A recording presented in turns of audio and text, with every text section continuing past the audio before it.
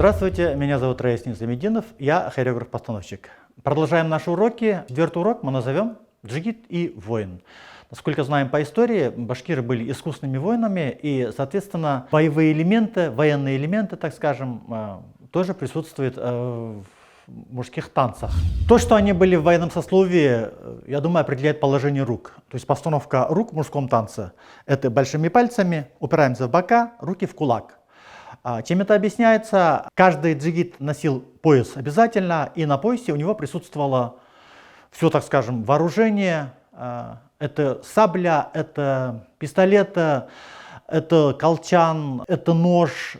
То есть он всегда был готов к бою. Соответственно, я думаю, руки держали в кулаке, то есть готовы к сражению. Да? Для того, чтобы показать следующий элемент, меняем положение рук, ставим руки впереди собой, делаем наклон корпуса, как будто держим уздечку, и добавляем дробушку ногами.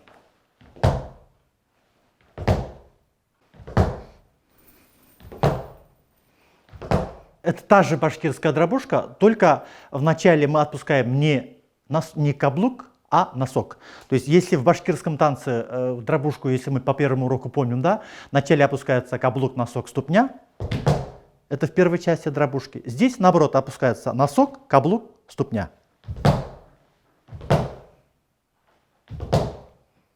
И все это мы делаем в движении, получается, как будто джигит скачет на коне.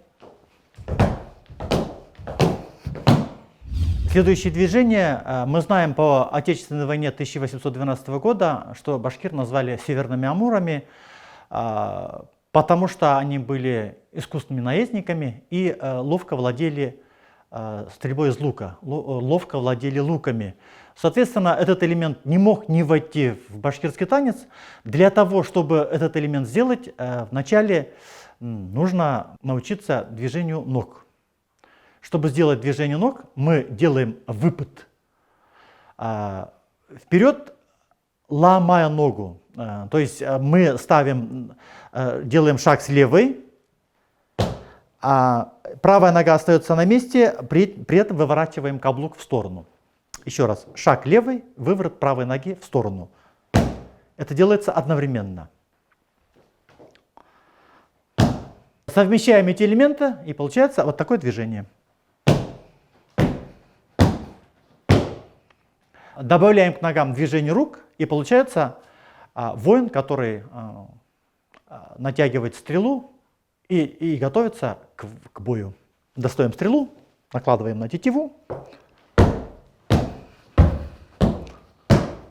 Следующий элемент – это имитация скачки на лошади. Ноги по шестой позиции, из шестой делаем обратную первую, разводим каблуки и садимся на носочек с упором. Вытягиваем руки, схватились за уздечку, соединяем каблуки. Все это делается уверенно, со звуком.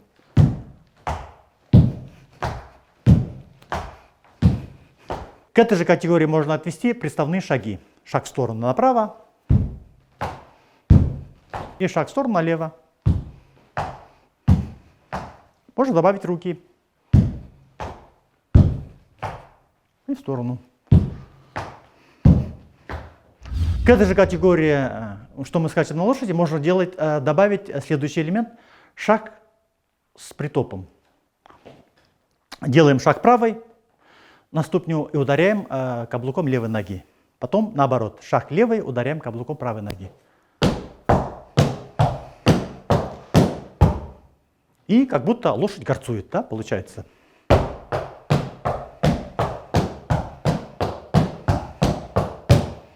А теперь все это попробуем сделать под музыку.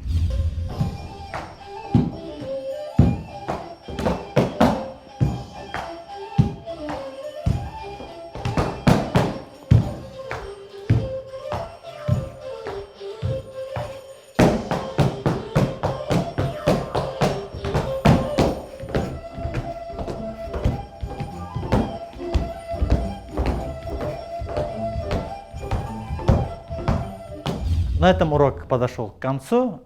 Здесь мы рассмотрели военные элементы в башкирском мужском танце.